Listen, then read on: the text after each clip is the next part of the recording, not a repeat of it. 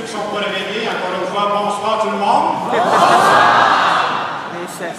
Alors ce soir, j'ai la joie de vous présenter celui que nous sommes venus entendre, Robert Jolicoeur, le prêtre qui est curé à Saint-Roch, de Rock Forest, et que plusieurs connaissent à cause de l'émission Victoire de l'amour.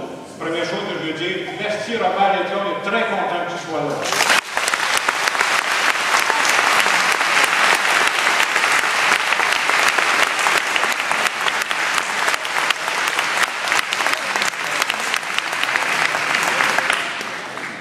Ça fait déjà quelques années que je connais le personnage Robert Jolicoeur. Moi, j'ai étudié à Québec, j'ai fait ma théologie à Québec. Et quand j'étais à Québec, comme j'étais étudiant là-bas, je me promenais les fins de semaine d'une paroisse à l'autre parce que je voulais avoir des formes d'animation différentes. Alors, j'ai fait plusieurs paroisses à Québec. À un moment donné, je questionnais des gens, je dis, je pourrais-tu voir quelque chose de différent? C'est là qu'ils m'ont dit, va donc voir un certain Jolicoeur. À ce moment-là, Robert, j'étais curé à la paroisse Saint-Jean-de-Garnier à Sherbrooke. J'ai vu quelque chose de différent. Et ce qui m'a surtout frappé, c'est que Robert parle toujours avec son cœur. Il a le don aussi de nous traduire la parole de Dieu dans des faits concrets de notre vie. C'est ça qu'on a besoin d'entendre. Je pense que c'est pour ça que vous êtes ici ce soir aussi. Alors, je veux remercier Robert d'être ici. Ensuite, après l'avoir connu, je suis allé quelques fois à sa paroisse, voir ce que ça va l'air. Et quand je suis devenu curé dans mes jeunes années, je sais qu'il y a des gens de Saint-Hilaire ici, en 2001, quand je suis arrivé, j'ai dit, ça serait le fun si on faisait une retraite paroissiale. Et le premier qu'on eut pour faire la retraite, c'est Robert. On a frappé Jack Spot. Je termine là-dessus parce que je sais que c'est Robert qu'on va entendre ce soir. Vous ne savez peut-être pas, mais Robert Jolicoeur et moi, on est presque parents. On n'a pas la même coupe de cheveux, c'est pas ça? On est presque parents parce que lui, c'est Jolicoeur et moi, c'est l'amoureux. Dans nos ancêtres.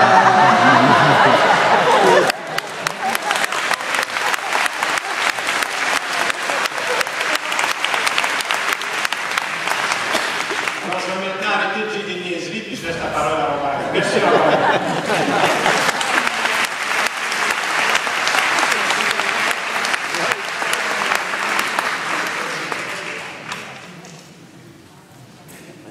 Vous allez tous m'entendez.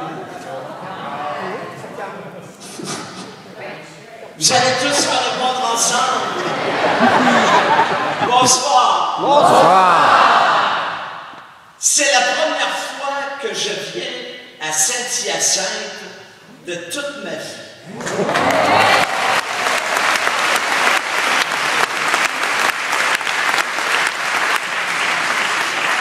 C'est une belle ville, propre. Et en arrivant ici, on m'a fait faire un petit pèlerinage dans les lieux saints de Saint-Hyacinthe. Savez-vous où est-ce qu'on m'a emmené? On m'a emmené à l'évêché voir votre évêque, Monseigneur François Lapierre. Puis vous ne croirez pas, il m'a reçu.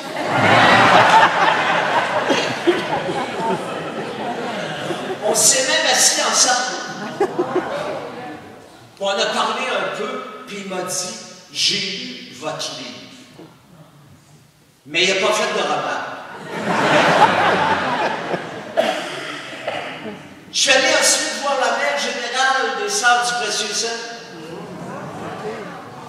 Elle s'appelle Micheline. C'était la première fois que j'appelais une mère générale Micheline. Elle avait l'air tellement contente. Et puis, j'ai visité chacune de vos paroisses. Je suis allé à Douville, à Sainte-Eugénie. Je suis allé à Précieux Sang. Et là, j'arrive à Saint-Joseph. Puis partout, j'ai rencontré du beau monde. Merci pour votre accueil.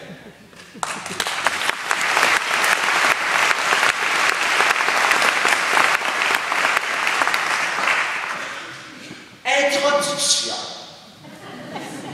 Ça, c'était l'avant-propos. Introduction. Lorsque j'étais jeune prêtre, j'étais professeur au séminaire salésien. Et le premier jour, j'arrive en classe et je dis à mes élèves, lorsque j'ai rencontré Jésus, il y a un gars qui se lève et qui me dit, « Hein? Tu as rencontré Jésus? De quoi il a l'air? » Puis là, je me suis assis sur le bureau. Ça voulait dire, vous ne prenez pas de notes. Je les ai regardés, puis je leur ai dit, je l'ai rencontré chez les moines à Saint-Benoît-du-Lac. J'avais 20 ans.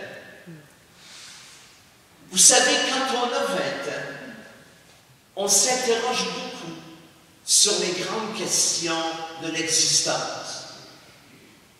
Moi, à 20 ans, je me demandais pourquoi je vis, pourquoi j'existe, puis pourquoi il y a plein de monde alentour de moi que j'aime puis qui m'aime. Et cette question-là me poursuit depuis toujours. Et moi, je ne m'appelle pas Sœur Angèle, ni Maman Dion, pour vous donner des recettes. Mais je voudrais ce soir, comme on l'a fait avec des vieux amis, partager avec vous la plus belle rencontre que j'ai faite dans toute ma vie. C'était la rencontre du Christ. Il était 5 heures du matin. Je me lève pour aller au Mathilde, chez les moines. J'avais 20 ans, j'étais là avec mon père. Et un moine arrive et rouvre le grand livre de la parole de Dieu, puis il se met à lire la phrase suivante. Si tu veux, toi qui cherches le bonheur, si tu veux être heureux, va vends tout ce que tu possèdes et suis-moi. Puis moi, j'avais 20 ans, puis je cherchais le bonheur. Puis il disait, si tu veux être heureux, suis-moi.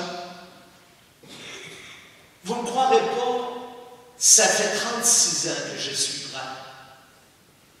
Et jamais en 36 ans, je n'ai regretté d'avoir suivi le Christ. Il y a des matins, là, je te ressemble, je me lève, je suis fatigué. Il y a des matins, je me demande si je vais être capable d'aller à l'église pour célébrer la messe. Puis il y a quelque chose dans mon cœur qui me dit, Robert, va donner Jésus à ces femmes, à ces hommes qui sont venus et qui ont faim et qui ont soif de nous. Et juste cette idée d'aller donner Jésus à des humains, ça me rend profondément heureux. Je l'ai rencontré dans le silence. Je le rencontre souvent dans les silences de ma vie. Je l'ai rencontré et il me rend profondément heureux. Je me souviens, j'étais jeune moine à Saint-Benoît. Puis Saint-Benoît disait dans la règle que le soir, après l'office, il ne fallait plus parler. Le père abbé vient me voir et me dit, curé, j'ai du cœur. Viendriez-vous à l'infirmerie voir le père Lecorne? Il va mourir. Puis il voudrait vous dire un petit mot. J'ai dit au père abbé, ben Saint-Benoît nous demande de garder silence après compris. Puis savez-vous qu'est-ce que le père abbé m'a répondu? C'est vrai, mais la charité passe avant la loi, passe avant la règle de Saint-Benoît. C'est là que j'ai commencé à devenir rebelle. Et vous savez, dans l'Église, être rebelle, il y a un prix à payer. Moi, je demeure dans un diocèse qui s'appelle le diocèse de Sherbrooke. Et vous ne me croirez pas, en 36 ans, on ne m'a jamais demandé de faire partie d'aucun comité. Jamais. Et une fois, je m'en vais voir le Père Abbé à Saint-Benoît, puis je lui dis ma peine. Il me regarde et me dit, fragile cœur, c'est le Saint-Esprit qui vous a protégé contre toutes ces pertes de temps organisées qu'on appelle des réunions. Vous allez avoir plus de temps d'aller dans la rue. Et vous ne croirez pas, la rue, c'est mon église. C'est dans la rue que j'ai fait des rencontres fascinantes, exaltantes. Je me souviens d'une fille que j'ai rencontrée dans un parc. Un méchant tétard. Elle avait un grand chapeau noir, petite habillée en cuir, avec des souliers à talons hauts. Elle me dit, on sort-tu à soir? Ben, j'ai dit, vous ne trouvez pas que je suis pas mal sorti de vous? Elle m'a regardé, puis j'avais l'impression qu'elle me trouvait niaiseux. Elle s'est assise avec moi. Elle m'a dit, tu fais quoi, toi, dans la vie, man? J'ai dit, moi, je suis curé. Elle dit, si t'es curé, moi, je suis religieuse. Elle dit, où ça, t'es curé? J'ai dit, je suis curé à paroisse Saint-Jean-Garnier à Sherbrooke. Le dimanche d'après, elle arrive à l'église. Elle dit, y a-t-il une place où je peux m'asseoir ici? Ben, j'ai dit, t'as remarqué, il n'y a plus de place. Il y a même du monde debout. Il venait 3000 personnes par fin de semaine à mes messes, à Saint-Jean-Garnier. Ça venait partout. Mais j'ai dit, il y a une place en avant. Si tu veux servir ma messe. Même dit, tu te souviens-tu de qui je suis, moi? Oui, j'ai dit, je ne sais qui t'es. Puis j'ai dit, Jésus avait beaucoup fréquenté ces types de femmes-là. Fait que j'ai dit, je suis sûr qu'il serait d'accord. Elle vient servir ma messe. Puis après la messe, tu dis, qu'est-ce qu'elle me dit? Elle me dit, waouh, dans l'église, j'avais plein de clients qui étaient là.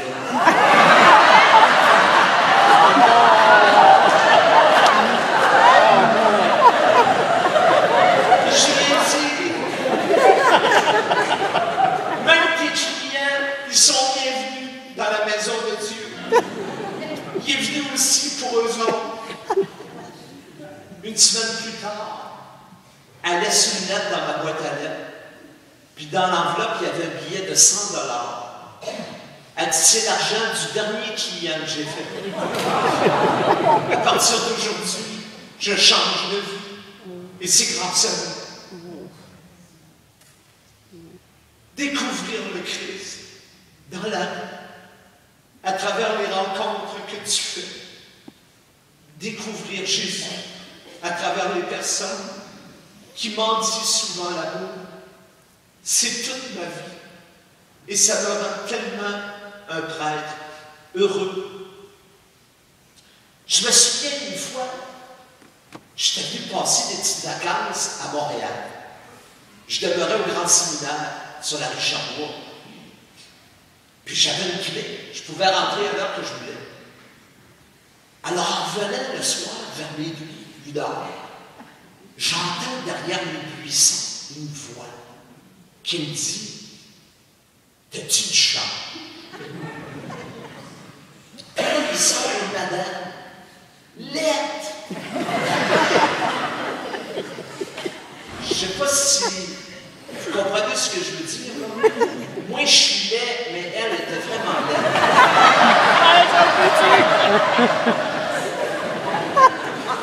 Puis là, elle me dit, vous ne seriez pas de l'argent pour que je puisse manger. Puis moi, je ne donne jamais de l'argent aux itinérants et aux clochards. Parce que je les aime trop pour ça. Parce que si je leur donne de l'argent, je sais qu'ils vont aller s'acheter de la drogue ou de la boisson avec ça. Puis je le répète, je les aime trop pour les voir se détruire. Dans mes poches, j'avais des pommes que j'avais pris à l'hôtel Milligan dans le Vieux-Montréal. lorsque j'avais été souper avec des amis. J'ai dit, ça te tente-tu de t'asseoir? On va manger une pomme ensemble. Puis après plusieurs minutes, j'ai dit, là, il faut que j'aille me coucher. Puis savez-vous qu'est-ce qu'elle m'a répondu? Ça fait 2 ans que je suis ici. Et vous êtes la première personne qui prend le temps de s'asseoir avec moi, puis de parler avec moi. Ce jour-là, ça a été une belle rencontre. J'ai rencontré Jésus à travers cette femme, à travers son visage. Je l'ai rencontré. Et ces rencontres me rendent profondément heureux. À Sherbrooke, il y a une petite gare de train désaffectée au centre-ville. Et le soir, j'allais souvent veiller avec mes petits poings. Et puis, un jour, je parlais avec un jeune qui s'appelait Geno Biafra. Et puis, il me dit, c'est quoi tu fais, toi, dans la vie? Je dis, moi, je suis un grand. Il me dit, tu crois à ça, toi, JC? Jésus, tu crois à ça? J'ai dit, ben oui, et toute ma vie. Elle dit, lui, avec ses belles méthodes de l'amour et de la non-violence, il dit, moi, je ne crois pas à ça partout. Il dit, moi, je suis un anarchiste. Puis il dit, je veux changer le monde. J'ai dit, comment tu vas faire ça? Il dit, je ne sais pas. Mais j'ai dit, quand tu seras au courant, tu viendras me voir. Tu me le diras. En attendant, je vais continuer à changer le monde avec les méthodes de l'amour de mon ami Jessie. Vous ne me croirez pas, le petit punk? Les semaines d'après, il venait à l'église tous les dimanches avec ses chums. Il avait des cheveux noirs, des cheveux verts, des cheveux oranges, des cheveux jaunes. Je les faisais servir la messe. Les gens disaient, ça n'a pas de bon sens. Mais il y avait le visage du Christ. Puis une fois, il y a une madame qui dit, ah, petit punk, t'es donc laide, toi. Puis là, le gars, il regarde la madame, puis il lui dit, madame, c'est un compliment que vous me faites. Il dit, regardez la société dans laquelle vous vivez est encore plus laide que moi. Et vous vous êtes habitués. J'ai rencontré le Christ dans la rue, à travers les jeunes. Et comme me disait le Père Abbé de Saint-Benoît-du-Lac, c'est l'Esprit Saint qui vous a protégé de toutes ces réunions qui vous auraient peut-être un jour empêché de vivre ces belles rencontres. Fin de mon introduction.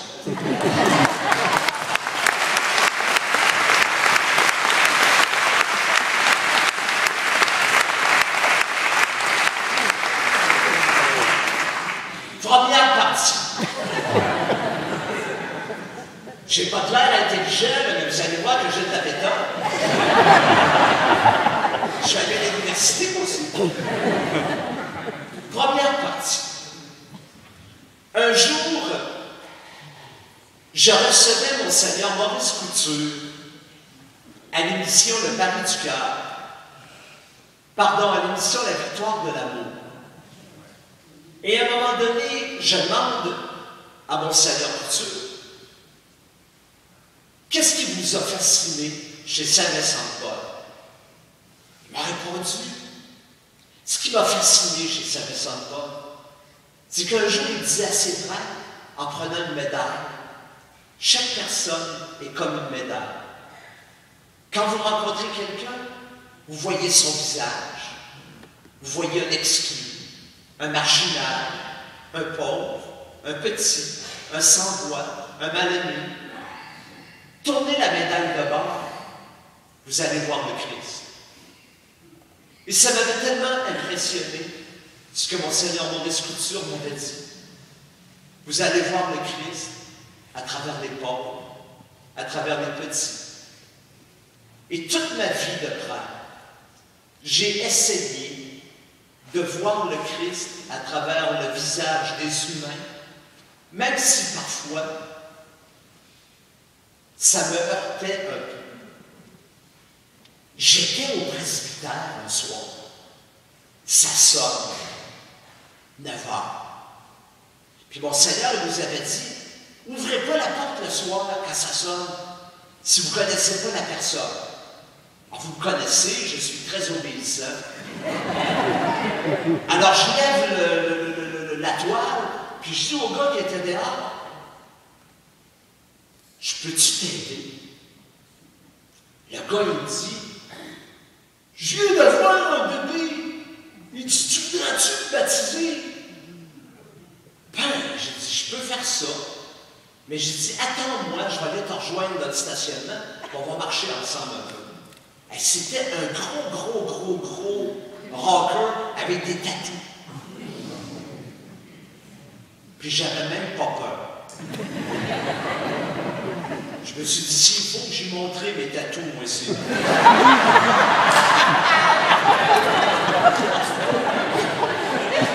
Ça vous tente que je fasse Olivier Dion?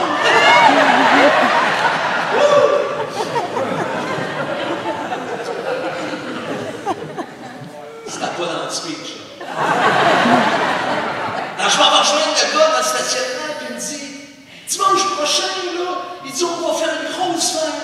Puis il dit, toi, tu vas baptiser notre bébé. Puis après le baptême, il dit, il va y avoir un gros michelet chez nous. Puis toi, il dit, tu vas te l'inviter.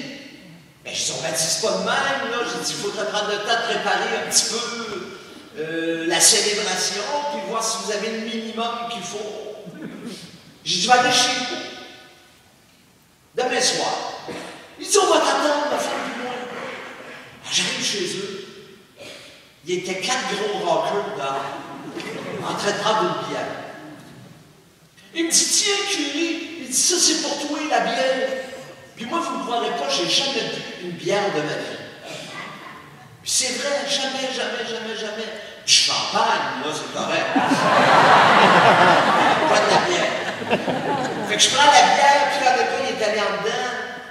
J'ai arrosé des plantes avec. Puis quand c'est sorti, il m'a dit, t'en veux-tu une autre? J'ai dit, j'avais 2. Puis là, on est rentré pour on a parlé du baptême. Puis j'ai senti qu'il y avait une certaine profondeur. J'ai dit, dimanche prochain, je vais baptiser ton enfant. Je dis, elle doit être beaucoup. Oh, il dit, oui, j'ai 2 familles. Et j'en ai une de 150, j'en ai une de 30 de personnes. Tu dois être à peu près 180.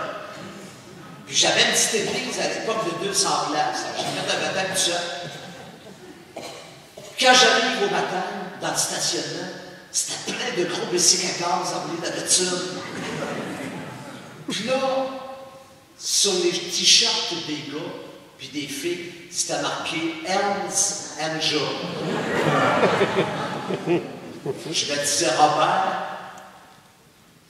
le petit bébé, il n'a pas choisi, lui, de faire partie de cette gang-là. Tu fermes ta gueule. Tu fais un beau baptême. Alors, pendant le baptême, à un moment donné, on s'est mis à chanter un petit refrain. Je ne sais pas si vous le connaissez, mais si vous le connaissez, chantez avec moi. Ô Père, je suis ton enfant, j'ai heureux que tu m'aimes. Puis là, je dis, ouais, ça me chante, chantez avec moi. Puis là, ils se mettent à chanter. Je veux te louer car le chant de joie de mon baptême.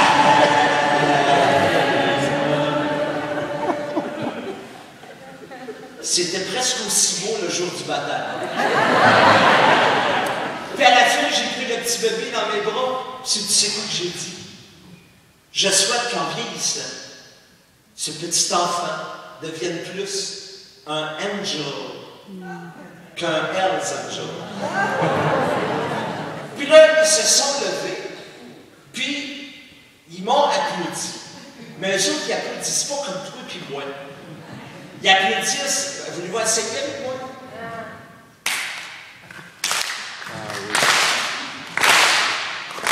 Je savais pas qu'il y avait des Hells à cette scène.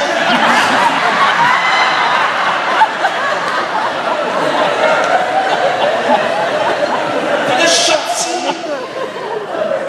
pour aller sonner la cloche pour annoncer la naissance du petit enfant. Et puis eux autres, ils ont des bagues avec des têtes de mort après leur doigt. Puis en passant, ils me donnaient la main, tu sais. Ça. Puis là, j'étais rendu à l'arrière, mes jointures saignaient. J'étais comme un martyr de l'Église du Canada. Puis là, je chante la cloche, puis en sortant, il y a pas un moine, il y a un Hells Angels qui me dit « Hey! Il dit ça, c'est un beau baptême! Il dit comment que ça coûte un beau baptême de mort? » Oh, j'ai dit, ça coûte rien les baptêmes dans le diocèse de Sherbrooke, ça coûte rien. Je suppose qu'à Saint-Hyacinthe, ça doit être pareil. J'ai dit, ça coûte rien les baptêmes. Ouais, mais chaque ouvrier mérite son salaire. Il dit, tiens, il dit, tu paieras un Big Mac avec ça. Puis là, je suis allé chez nous, j'ai ouvert l'enveloppe, il y avait 10 billets de 50 $ rouges dedans. Je vais te dire une affaire, à ce prix-là, là, tu manges tout un Big Mac.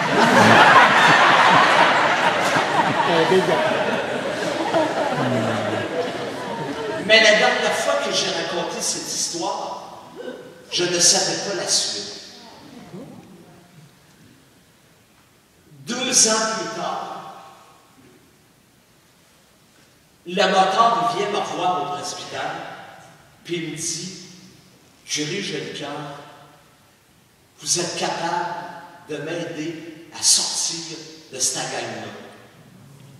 Pourriez-vous me trouver une place où je pourrais partir avec ma femme et mes 2 enfants? » Puis moi, j'avais un ami qui était dans les immeubles, qui connaissait une place dans les Laurentides. On est allé la conduire de nuit. 15 ans plus tard, je suis allé prêcher une retraite à Saint-Jérôme. Puis savez-vous qui était assis dans le premier banc là-bas? Mon motard avec sa femme puis ses 2 grands gars. Ils m'ont emmené souper après au Vieux du Lutte. Puis le gars, pendant le souper que j'avais baptisé, il a dit, « Curé Gilles, je ne vous connaissais pas, mais mon père lui a dit que si aujourd'hui on est heureux, c'est parce qu'il vous a rencontré un jour sur sa route. Il faut risquer la rencontre et faire comme Saint Vincent de Paul disait, ne jamais oublier qu'une médaille, ça a toujours 2 côtés. Vire la médaille de bord, puis peut-être que tu vas découvrir le Christ. 2e exemple. Vous me suivez-tu toujours? 2e exemple.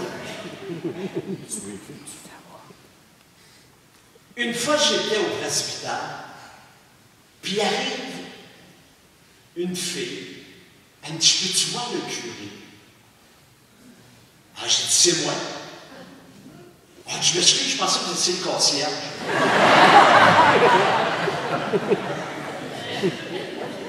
Elle dit, « Peux-tu jaser avec vous? » J'ai dit, « Ça la donne bien, j'ai du temps.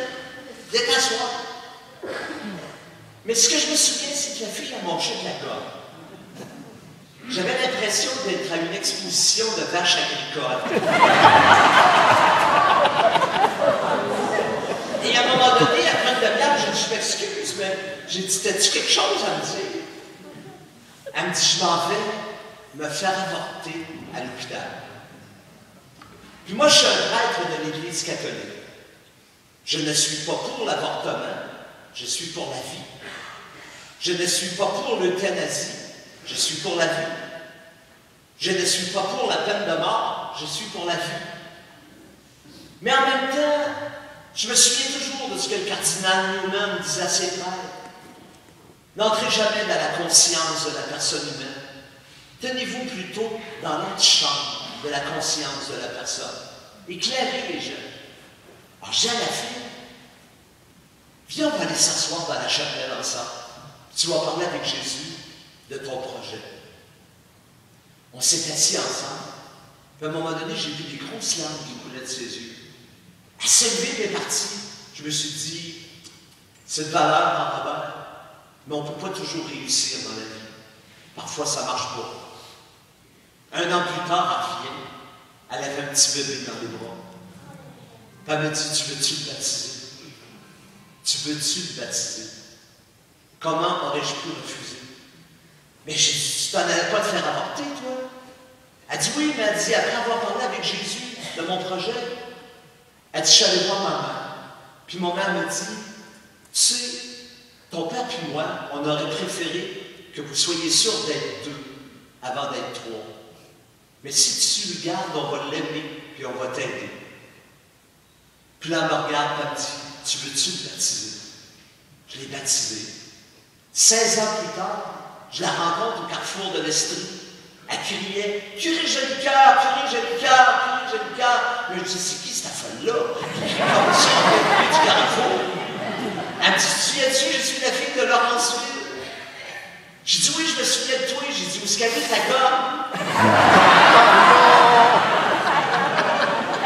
Puis là, elle avait un grand jeune homme à côté d'elle, 16 ans. Elle dit au gars, elle dit, je voudrais juste te dire que si tu es vivant, ben c'est grâce à lui. Puis là, le gars, il me regarde et il me dit, ah, c'est-tu toi, mon père?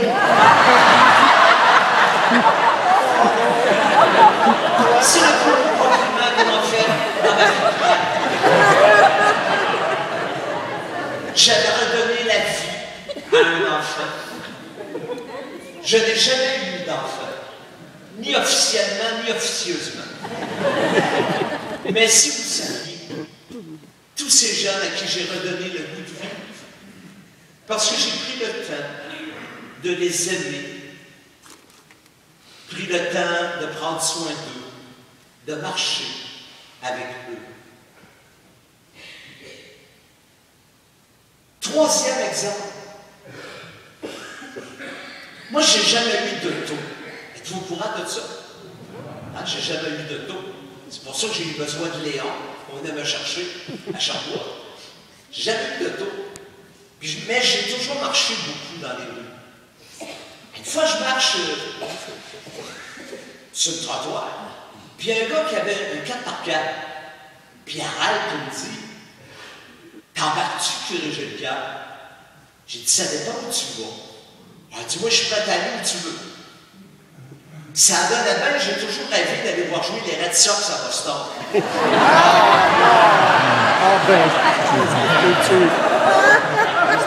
je me suis retenu. J'ai dit là, je m'en vais à l'archevêché. Mais dis, embarque, je t'amène. Puis dans sa vanne, il y avait un miroir. Puis au bout du miroir, il y avait une fille pas habillée. Fait que je regardais ça attentivement. Et j'ai dit, c'est-tu ta blonde, ça? Il dit non. J'ai dit, c'est quoi ça fait dans ton char? Ça, il dit, c'est du parfum. Ah oui? J'ai dit, je peux-tu sentir? Il dit,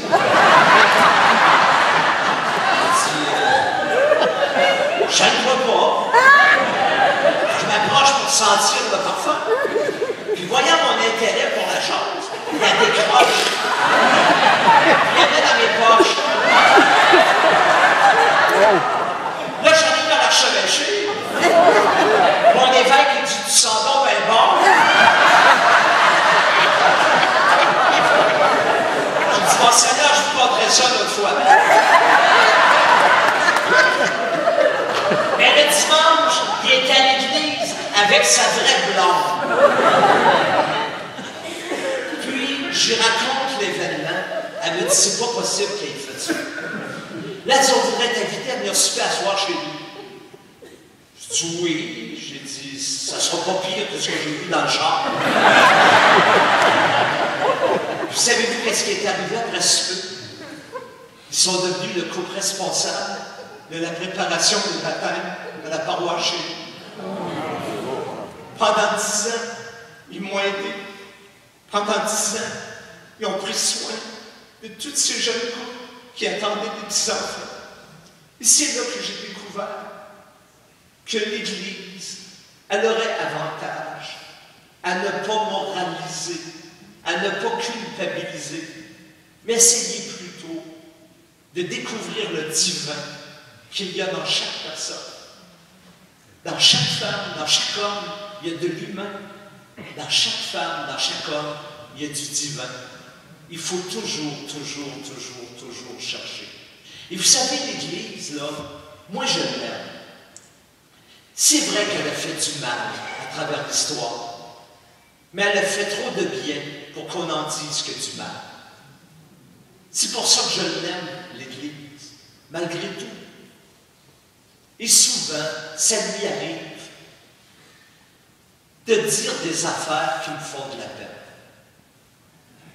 Par exemple, vous souvenez-vous de Maurice Richard, un grand joueur de hockey? C'était ses funérailles. Et à l'occasion des funérailles, il y avait plein de joueurs de hockey. Puis au moment de la communion, le curé de l'église Notre-Dame à Montréal, il s'en va au micro, puis il dit « La communion est réservée à ceux qui en ont l'habitude. » Dans l'église, il y avait plein de joueurs de hockey. Je me souviens, José Théodore, il y avait Benoît Brunet, Patrice Briscoe. Ils se sont tous assis, les uns après les autres. Ils ne sont pas venus communier parce qu'ils n'en avaient pas l'habitude. Et pourtant, ce jour-là, dans l'église, une des plus belles de Montréal, Jésus les attendait. Jésus les attendait pour se donner à eux, pour qu'ils deviennent meilleurs, pour qu'ils deviennent de meilleures personnes. On leur a enlevé le pain alors qu'ils avaient faim. Il ne faudrait jamais enlever le pain à ceux qui ont faim, et spécialement les gens les plus fragiles. Il y a une madame dans un village pas loin de ma paroisse, elle s'est divorcée. Puis après ça, elle s'est faite un nouveau copain.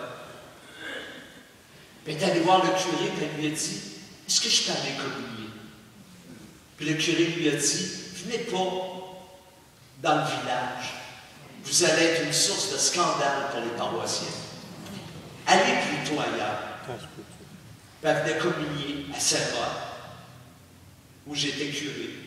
Elle venait chercher le pain qui lui a donné des forces de croire que même si elle avait raté un jour son mariage, qui était le moment le plus beau, le plus grand de toute sa vie, elle a découvert qu'elle avait encore droit au bonheur et qu'elle avait pu peut-être échouer une page d'Évangile, mais elle n'avait pas échoué toutes les pages de l'Évangile.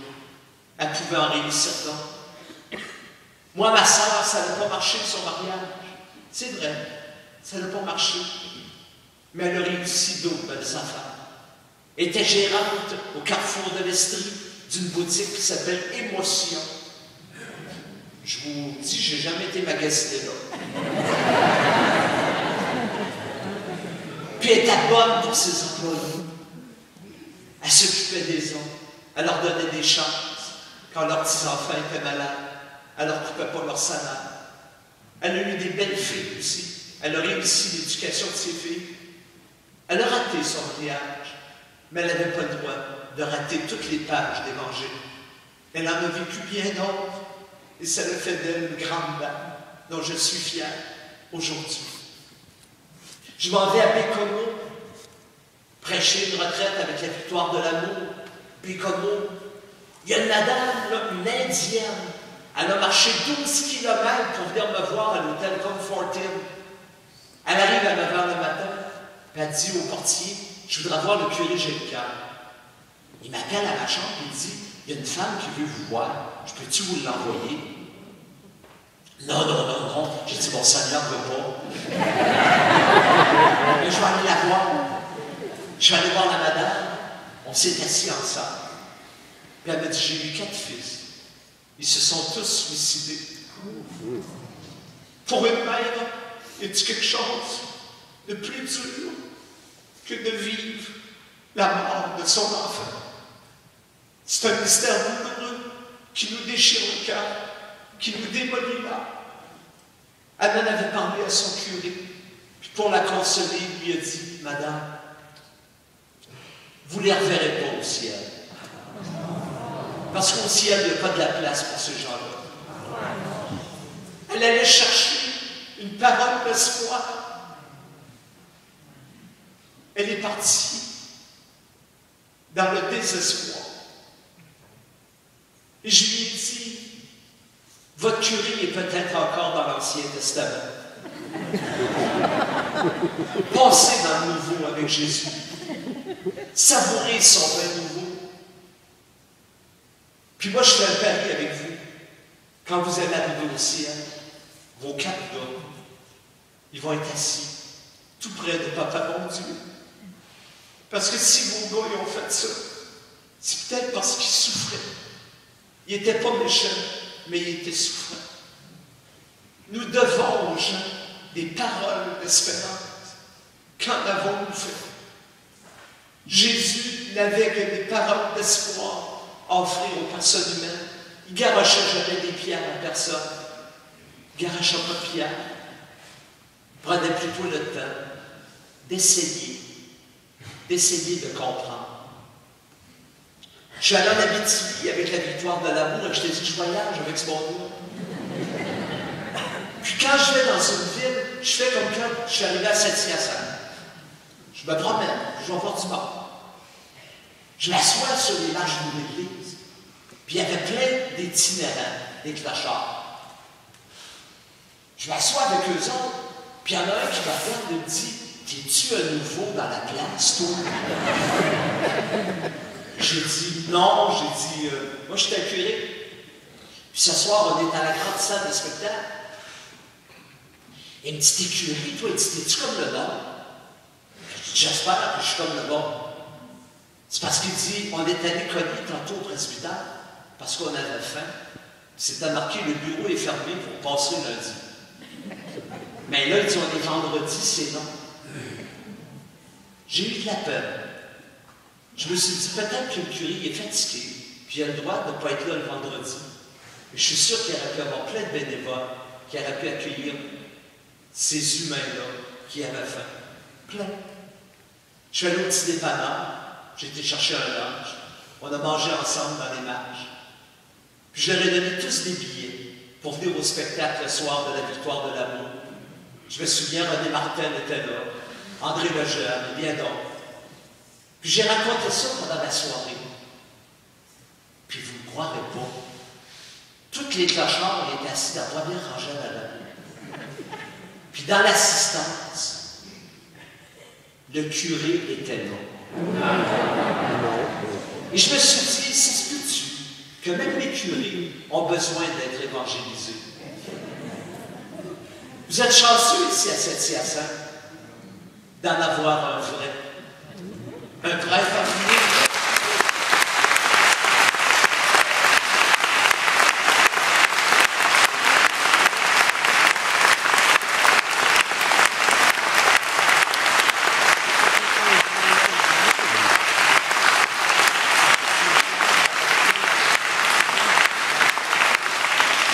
Un prêtre en amour avec lui-même.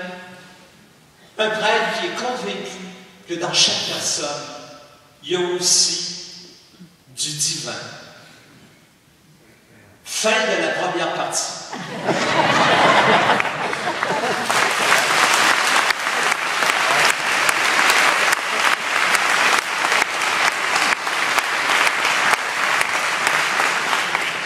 Deuxième partie.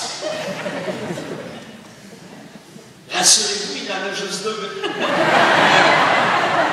Mais il va y avoir une conclusion aussi. Je voudrais maintenant parler à tous les parents qui ont des enfants ou des grands-parents qui ont des petits-enfants. Vous pouvez très bien, vous qui cherchez Dieu, découvrir le visage du Christ dans le visage de ces petits êtres à qui vous avez donné un jour la vie. Et vous savez, les enfants, c'est comme des éponges. Ils vous regardent vivre à longueur de journée, à longueur de semaine. Ils sont plus impressionnés par ce qu'ils voient que par ce que vous dites. Si les petits-enfants vous voient vous pardonner, ils apprennent à pardonner. S'ils vous voient ouvrir les mains pour partager, ils apprennent à partager. Mais c'est aussi vrai quand vous êtes croche. C'est un gars de 20 ans qui est à l'université. C'est la période des examens. Puis à un moment donné, il est pris en train de tricher. Il est renvoyé de l'université. Il arrive à la maison. Puis son père, il dit, qu'est-ce que tu fais ici à cette heure-là? Elle dit, je me suis fait renvoyer, j'étais en train de tricher. Son papa, il lui dit, où t'as appris ça? T'as pas appris ça à la maison?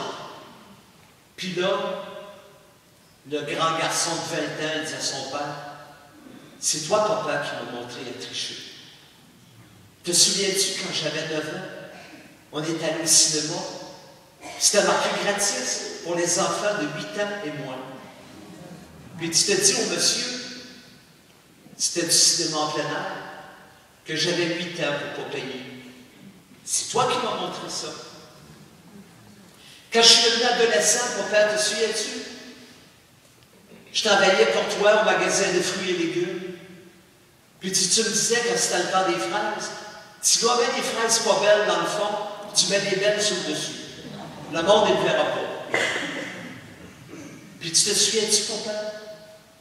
Toute ta vie, tu as travaillé au noir. Tu n'as jamais voulu payer de l'impôt. C'est toi qui m'as appris à tricher. Puis tu as oublié, papa, qu'un jour, tu deviendras vieux, toi aussi. Puis que tu aurais peut-être besoin d'une pension, puis des soins de la santé gratis. Puis que tu aimerais peut-être ça, que des jeunes travaillent puis payent de l'impôt pour que tu puisses avoir une belle pension. Papa, c'est toi qui m'as montré à tricher. Ce serait tellement plus beau si vos enfants pouvaient vous dire un jour, papa, c'est toi qui m'as montré à être une bonne personne. C'est toi qui m'as montré à faire attention à mon épouse, parce que je t'ai vu faire attention à mon mari. Quand, par exemple, un homme s'en va pour une prise de sang à l'hôpital, puis que l'infirmière a dit, vous pressez, monsieur? Ben, il dit, je m'en vais voir ma femme. Elle est Alzheimer. Oh, tu n'es pas pressé, elle ne me connaîtra pas. Il dit, c'est vrai, elle ne me reconnaît plus. Mais moi, je la reconnais. Je sais que c'est ma femme. Puis quand je l'ai mariée, il y a 60 ans, j'y ai promis que je devrais être avec elle dans les jours de joie comme dans les jours de peine. Les enfants, les jeunes ont besoin de modèles. Vous êtes les modèles de ceux qui seront l'avenir de l'Église, l'avenir de la société aussi. Je voudrais dire aussi aux parents qui sont ici, ce que Saint Jean Bosco disait à ses prêtres. Si vous voulez être l'ami d'un jeune, intéressez-vous à ce qui l'intéresse. Moi, quand j'étais professeur chez les Salésiens de Don Bosco, les élèves n'étaient pas très intéressés par la religion. Saint Jean Bosco disait, intéresse-toi à ce qui intéresse tes élèves. Puis là, je les regardais dans la classe, puis sur leur petit char noir, c'était tout écrit Metallica, Metallica. Je me disais, je sais c'est quoi qui les intéresse, c'est Metallica. J'ai loué un autobus Tilde. Je suis allé voir le show Master of Puppets à l'auditorium de Verdun avec mes rockers. Puis quand je suis revenu au séminaire, mes meilleurs élèves en religion, c'était le Metallica. Ils pochaient en français, ils pochaient en mathématiques, ils pochaient en anglais. Il y avait 95% en religion. Puis là, les pères me disaient, qu'est-ce que tu leur as fait? Je leur disais, monsieur, j'ai pas fait grand-chose. J'ai juste essayé de m'intéresser à ce qui intéressait votre gars. Un jour, un père me dit, depuis que j'ai acheté un ordinateur à mon fils, je suis assez bien. Je ne l'entends plus parler. Et c'est ça le drame de beaucoup de jeunes d'aujourd'hui. Ils n'ont plus personne avec qui parler. Avec Internet, on n'a jamais été aussi proche des gens qui sont loin. Mais on n'a jamais été aussi loin des gens qui sont proches. Moi, vous ne croirez pas, je ne suis pas un curé branché. Je préfère naviguer sur l'Internet de l'amour. Toutes mes énergies vont sur l'Internet de l'amour.